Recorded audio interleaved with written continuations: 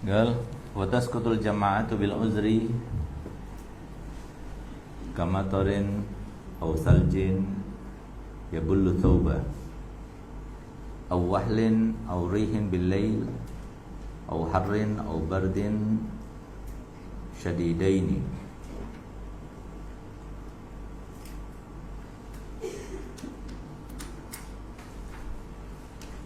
Setelah kita membahas tentang sholat jamaah,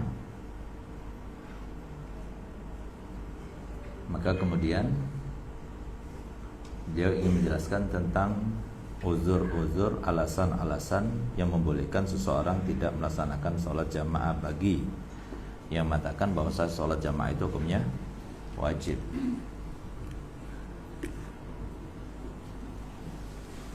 Sebagaimana dijelaskan pada awal, bahwasanya sholat jamaah itu hukumnya wajib, fardu kifayah. Maka di situ ada uzur-uzur, dan ini disebut juga uzur-uzur untuk tidak melaksanakan sholat Jumat juga bagi yang berkewajiban melaksanakan sholat Jumat. Dan uzur-uzur atau alasan-alasan diperbolehkan karenanya meninggalkan sholat jamaah bagi yang mengatakan sholat jamaah itu hukumnya fardu kifayah. Yang pertama adalah mator, karena hujan. Jadi hujan menjadi sebab seseorang yang tadinya wajib melaksanakan sholat jamaah menjadi tidak wajib, asalkan hujan itu bisa membasahi baju. Usaljin atau salju, turun salju. Ya bulu thawba ini, asalkan dia membasahi baju, baik itu baju bagian atas atau baju bagian bawah. Bagian bawah ini yang disebutkan dan dijelaskan setelahnya, awahlin, yaitu kena cepretannya itu. Karena banyak tanah yang basah, sehingga kemudian kalau kita berjalan di atas tanah yang basah karena air hujan itu, kemudian baju kita menjadi kotor karena percikannya, itu juga menjadi boleh tidak melaksanakan sholat jamaah, sehingga tidak wajib, boleh dia sholat tidak berjamaah. Aurihin billail, atau angin. Jadi kalau rih itu keras, anginnya keras. Kalau riyah anginnya lembut. Ini angin keras, tertiup angin keras, terjadi pada malam hari. Kalau siang hari nggak boleh meninggalkan sholat jamaah. Ini malam hari. Au harrin au bardin syadidaini, atau sangat panas atau sangat dingin. Dua-duanya itu sangat. Jadi harus ada kalimat sangat, ya. Jadi sangat dingin atau sangat panas. Tapi kalau panas saja atau dingin saja belum diperbolehkan untuk meninggalkan sholat jamaah. Au huduri to'amin, atau dia mau sholat jamaah tapi makanan sudah tersaji, sementara dia dalam keadaan lapar, menginginkan makanan itu untuk dimakan, sehingga menjadi alasan baginya untuk tidak wajib melaksanakan sholat jamaah. Karena Nabi SAW telah bersabda, "Iza khadaral isya wal asya faqadimil asya alal isya." Kalau sudah bertemu atau dua hal ini sudah tersaji, waktunya makan sudah siap, ya, dan waktunya sholat sudah siap dilaksanakan, maka hendaknya didahulukan makan daripada sholat. Kenapa demikian? Karena kalau dia paksakan sholat padahal makanan sudah siap, kecuali kalau makanan belum siap, makanan masih dipanaskan, makanan masih belum lengkap, makanan masih menunggu orang-orang untuk memakannya secara bersama-sama, masih belum lengkap juga orangnya, berarti belum siap itu. Ini makanannya udah siap, tinggal dimakan. Lalu kemudian saatnya diiqamah untuk melaksanakan sholat. Gimana hukumnya? boleh kita mendahulukan makan. Kenapa? Karena kalau seumpama kita dahulukan sholat sebelum makan, takutnya dalam sholat itu dia jalankan dalam keadaan tidak khusyuk. Karena fokusnya dia itu di makan. Sedangkan makan dan sholat bagi orang yang seperti kita yang masih dikuasai hawa nafsu, belum bisa kita mengatakan as-sholatu khairum minal akli. Masih makanan itu lebih kita dahulukan, lebih kita tunjang, lebih kita pilih, lebih kita utamakan daripada sholat ya, makanan itu.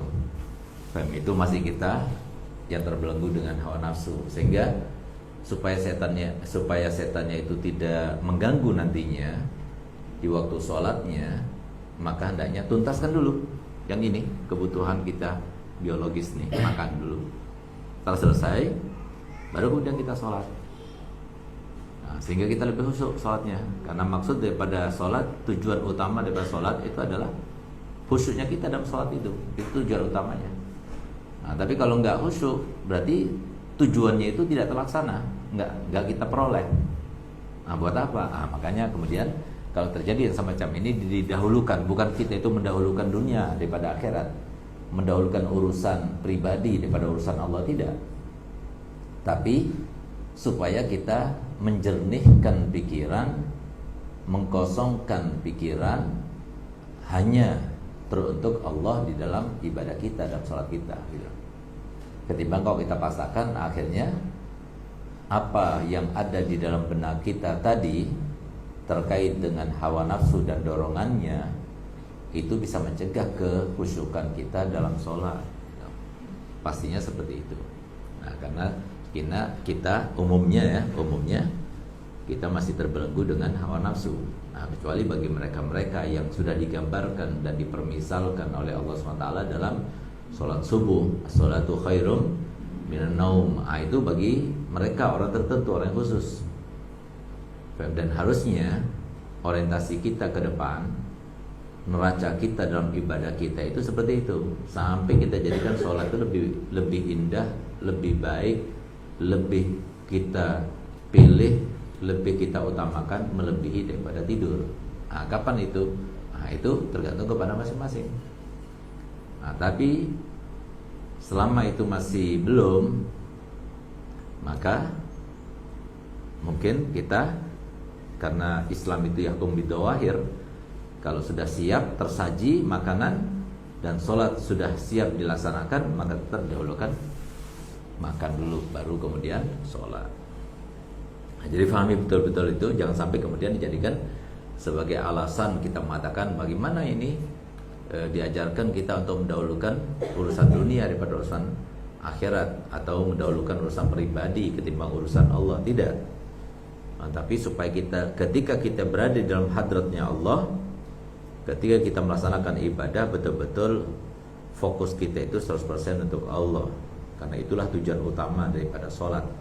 Sholat, maksud tujuan utama itu adalah supaya kita ingat kepada Allah, bukan ingat kepada makanan, bukan ingat kepada yang lainnya. Sehingga apa? Supaya kita ingat kepada yang lain, kepada Allah dan tidak kepada yang lainnya, maka segala hal yang bisa mencegah kita itu untuk ingat pada Allah Ta'ala, semuanya harus ditinggalkan. Ini semuanya alasan itu seperti itu. Jadi alasan-alasan ini, uzur-uzur ini yang dianggap sebagai sebuah uzur bagi seseorang untuk tidak melaksanakan sholat jamaah yang wajib itu, karena apa? Allah Ta'ala firman, la yukallifullahu nafsan illa usaha. Allah tidak memaksakan diri. Ad-dini yusrun la usrun. Agama itu mudah, tidak sulit. Ma ja'alallahu alaikum fid dini min haraj. Allah tidak menciptakan dalam agama ini suatu kesulitan. Semuanya mudah. Ya, agama itu mudah. Oleh karena itu, maka di sini yang terjadi adalah kalau tidak Allah meringankan kepada diri kita supaya tidak memaksakan diri, atau supaya mengkosongkan jiwa kita, hati kita, pikiran kita ketika kita melaksanakan sholat. Makanya kemudian dijadikan sebuah alasan untuk kita tidak berkewajiban melaksanakan sholat jamaah. Au mudafaati hadatsin, atau menahan hadas. menahan hadas. Kita kebelet BAB, BAK, mau ke kamar mandi, ya udah selesaikan dulu, kosongkan dulu, nanggung biar selesai dulu misalnya. Enggak, lebih baik kita selesaikan dulu, kosongkan dulu pikiran kita, baru kemudian kita sholat. Itu lebih baik, ya. Karena maksud daripada tujuan utama daripada ibadah itu benar-benar kita kepada intinya. Intinya sholat, sebagaimana Nabi SAW bersabda, laisa lil musalli min sholatihi illa ma'akila minha. Seseorang itu tidak mendapatkan apapun daripada sholatnya kecuali yang khusyuk. Nggak ada khusyuknya, nggak ada pahalanya. Khusyuknya cuma di ruku, ya di ruku saja dapat pahalanya. Nggak ada khusyuknya sama sekali, ya nggak ada pahalanya gitu. Nah, oleh karena itu maka kita diperintahkan sebelum kita melaksanakan sholat untuk mengkosongkan jiwa kita, pikiran kita, benak kita, hati kita, fokus kita hanya untuk Allah.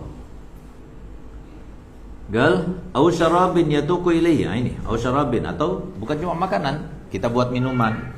Minuman ini sangat kita harapkan dan sudah siap tersaji, tinggal diminum. Nah, lalu bersamaan dengan waktunya sholat. Nah, gimana kita utamakan yang minum dulu atau kita sholat? Utamakan minum dulu, baru kemudian sholat. Au khaufin ala nafsi, atau dia takut kalau dia pergi ke tempat sholat jamaah ada orang yang akan membunuh dirinya, ada binatang yang akan menerkamnya, ada bahaya yang akan menerjangnya misalnya. Nah, maka hukumnya tidak wajib dia melaksanakan sholat jamaah, ya. Umalin, atau kalau dia pergi, dipaksakan dia pergi ke tempat sholat jamaah, maka akan hilang sebagian daripada hartanya. Karena di situ ada perompak misalnya, ada pencuri, ada orang jahat, ada jambret misalnya, ada begal dan sebagainya. Maradin, atau takut sakit karena musimnya musim hujan, musim wabah. Kalau dia pergi paksakan takut sakit misalnya, nggak apa-apa. Tamridin, atau dia sibuk merawat seorang yang sakit, sehingga orang sakit itu berat. Kalau seumpama tidak ada yang merawatnya, maka yang merawat orang sakit itu diperbolehkan untuk tidak sholat jamaah, tapi sholat sendirian saja. Tapi tetap, walaupun tidak sholat jamaah di masjid, ya sholat jamaah kalau bisa, walaupun di rumah sakit gitu. Au tamridin man yakhafu dayahu au kana ya'nasu bihi, atau seorang yang merawat orang yang sakit, yang sekiranya yang merawat itu tahu dia nggak lama lagi, sebentar lagi akan meninggal. Takutnya waktu dia itu sholat jamaah, pergi ke tempat sholat jamaah, dia meninggal dunia. Nah, maka dia mendampinginya, nggak apa-apa, nggak wajib sholat jamaah. Au kana ya'nasu bihi, atau yang sakit itu merasa senang dengan kehadirannya. Ketika orang itu bersamanya, yang sakit itu merasa senang, merasa terhibur. Au hudura mauti qaribin aw sadiqin, atau dia sibuk, disibukkan dengan keadaan dia itu menemani orang yang sedang sakaratul maut. Masalahnya dia itu adalah kerabatnya atau teman dekat, bukan cuma sembarang orang gitu ya, teman dekat atau sembarang orang tapi nggak ada yang merawatnya, sehingga dia sendirian di situ. Gimana hukumnya? Lebih baik dia merawatnya, menyelamatkannya, dan dia sholat sendirian, dan tidak wajib dia sholat jamaah. Au fauta rufqatin terhal, atau dia rombongan. Kalau dia sholat jamaah dulu, dia akan ketinggalan rombongan, karena sholat jamaahnya masih akan dilaksanakan 15 menit lagi, sementara rombongan sudah akan berangkat sekarang, sehingga dia sholat sendirian, nggak sholat jamaah, nggak apa-apa. Au akla raihatin kariha, atau dia makan makanan yang berbau tidak sedap, ya. Nah, sehingga apa? Kalau seumpama dia paksakan pergi ke tempat sholat jamaah, akan mengganggu orang yang sedang melaksanakan sholat jamaah. Nah, gimana hukumnya? Nggak wajib dia sholat jamaah. Nah, pertama kali yang harus dilakukan kalau dia itu sudah terlanjur melaksanakannya, memakannya, misalnya apa? Makan jengkol, ya, makan bawang putih tapi mentah, ya, atau sesuatu yang berbau nggak enak, ya, vigil, lobak, ya, atau apa saja. Yang harus dilakukannya dia harus berkumur-kumur. Gak hilang dan berkumur-kumur, dia wajib pakai odol, pakai apa saja yang kira-kira bisa menghilangkan bau mulut. Sekarang banyak kan fresh itu. Nah, itu pakai itu dan sebagainya. Seumpama nggak hilang juga, baru hukumnya nggak wajib dia sholat jemaah ataupun sholat jamaah. Nah, di rumahnya saja dia sholat itu. Karena adanya dia. Nah, tapi kalau sholat jamaah, kalau sholat Jumat tidak. Tapi dia hendaknya sholat Jumat tapi di akhir gitu. Nggak gabung sama orang, tapi tetap dia wajib sholat Jumat. Kalau dia itu sengaja memakannya, sudah tahu mau Jumatan tapi dia sengaja memakannya gitu. Nah, tapi kalau dia tidak sengaja memakannya, nggak apa-apa, dia tinggal di rumah, nggak usah dia pergi ke Jumatan. Tapi kalau seumpama dia nggak sengaja, nggak apa-apa di rumah. Ada dua pilihan, di rumah atau pergi ke Jumatan. Tapi kalau dia sengaja, tetap dia wajib sholat Jumat, tapi dia harus menyendiri, nggak boleh kumpul sama orang. Nah, coba lihat di kitab syariat dijelaskan masalah bau mulut. Nah, berarti apa? Bukan cuma bau mulut, tapi bau badan juga seperti itu, gitu ya. Nah, biar kita tahu bahwasanya landasan agama ini di dalam muasyarah basyariyah, kita bergaul dengan sesama manusia itu adalah an-nadhafatu minal iman. Bersih itu adalah tanda keimanan. Jadi tanda orang itu beriman atau tidak, dia itu perhatian kepada kebersihan. Jadi kalau itu dianjurkan bagi seorang laki-laki, bagaimana dengan seorang perempuan itu. Ada orang yang nggak sadar kalau bau mulutnya bau gitu ya, atapnya itu bau, itu nggak sadar dia. Itu masalah itu jahilun murakkab namanya itu. Siapa jahil murakkab? Dia bodoh tapi dia nggak tahu kalau dirinya bodoh. Sama seperti itu. Dia bau tapi dia nggak tahu kalau dirinya bau gitu. Paham? Dia ketiaknya bau tapi dia nggak tahu kalau bau ketiaknya itu bau. Nah, itu kan aneh itu. Nalarnya di mana ditaruh gitu. Paham? Jadi itu sangat aib ya. Nah, harusnya kalau dia itu merasa mulutnya itu bau, ya dia pergi ke dokter. Oh, bau mulut itu karena giginya itu berlubang, jadi tembel. Oh, karena penyakit di dalam perutnya, ya diobati. Paham? Oh, jarang sikatan, ya sikatan gitu loh. Paham? Dicari solusinya. Ya, jadi biarkan begitu. Kalau semua sudah ini kok masih juga bau mulutnya. Jangan biasakan kita itu ngomong sama orang kemudian tidak menutup mulutnya. Ngomong ditutup ini. Nah, jangan, karena sekarang ini sudah nggak ada tuntutan untuk selama itu cipika-cipiki. Ini cipika-cipiki tanpa baca salawat Allahumma shalli ala Muhammad, kan ababnya keluar. Hanya kita yang menjadi sasaran, nahan nafas terus gitu. Jadi pahami itu. Nah, itu Rasulullah SAW itu sangat bersih ya, menjaga kebersihan gitu. Nah, tapi kalau seorang dai, terutama seorang ustadz ya, seorang yang didekati oleh orang banyak, dikelilingi oleh orang banyak, itu harusnya dia itu tampil dalam keadaan yang harum, bersih dan sebagainya. Nah, terutama juga bagi seorang istri kan, kepada suaminya dia itu harus dalam keadaan bersih, dalam keadaan harum.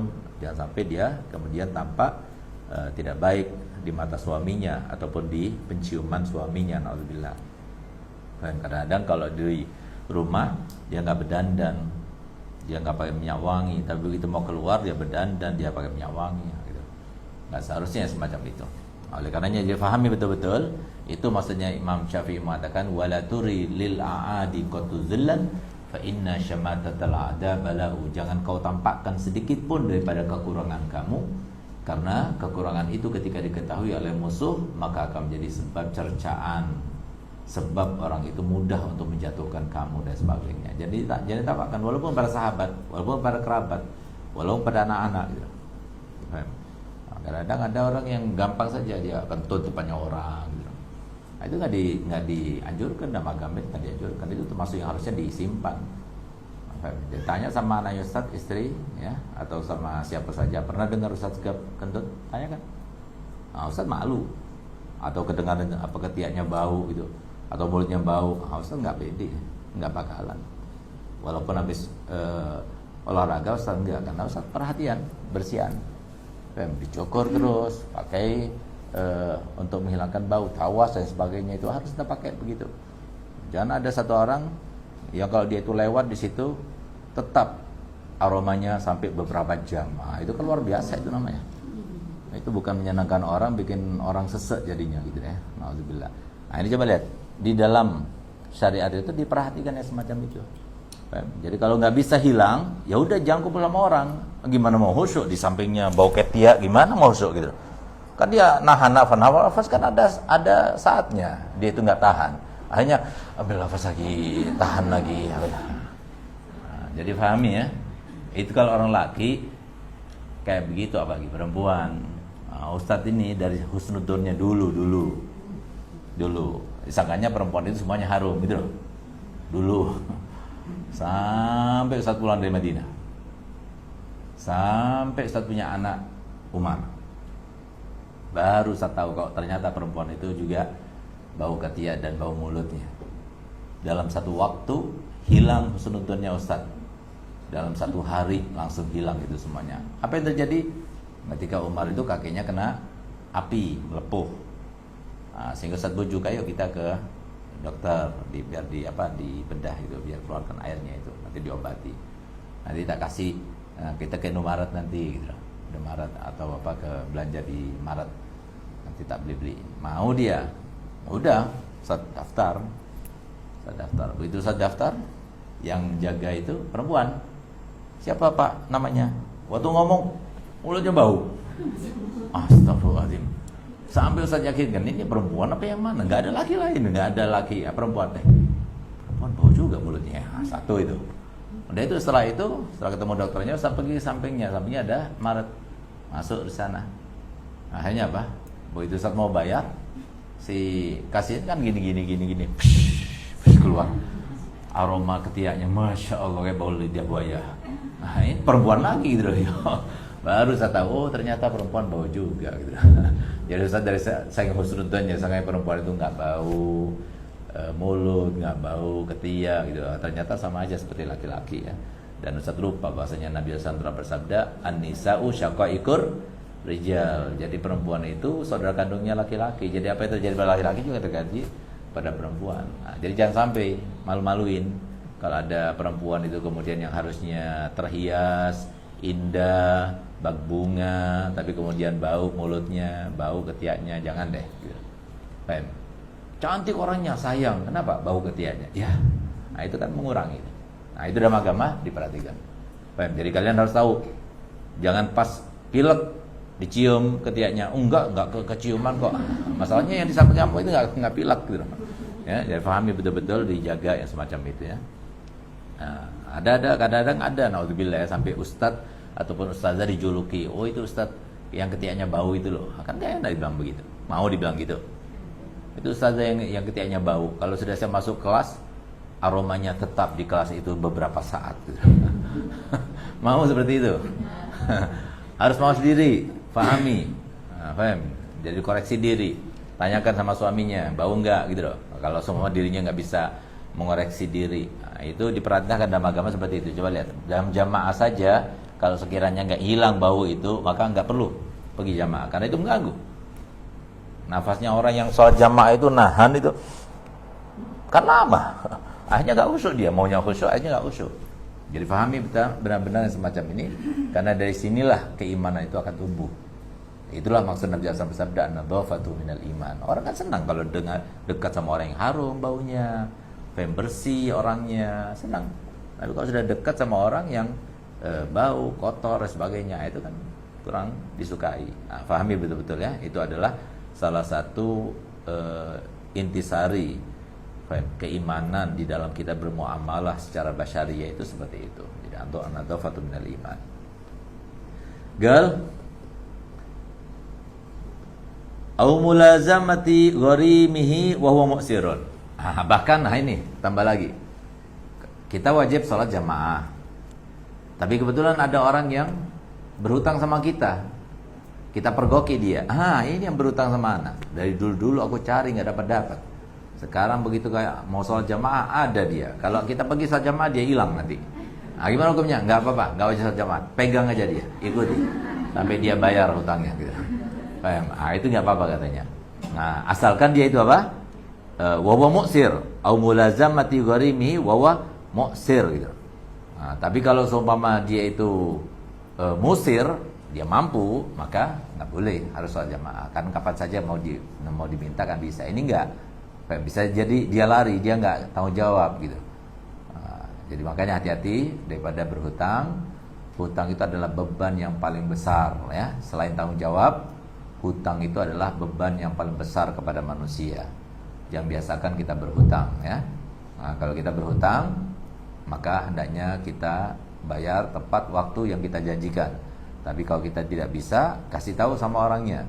Dan karena hutang itu walaupun kita meninggal dalam keadaan syahid, maka semua kemuliaan yang harusnya didapatkan itu akhirnya tidak mendapatkannya. Nah, sampai dia itu terbayarkan dan terlunasi hutang-hutangnya gitu ya. Allah Subhanahu wa taala.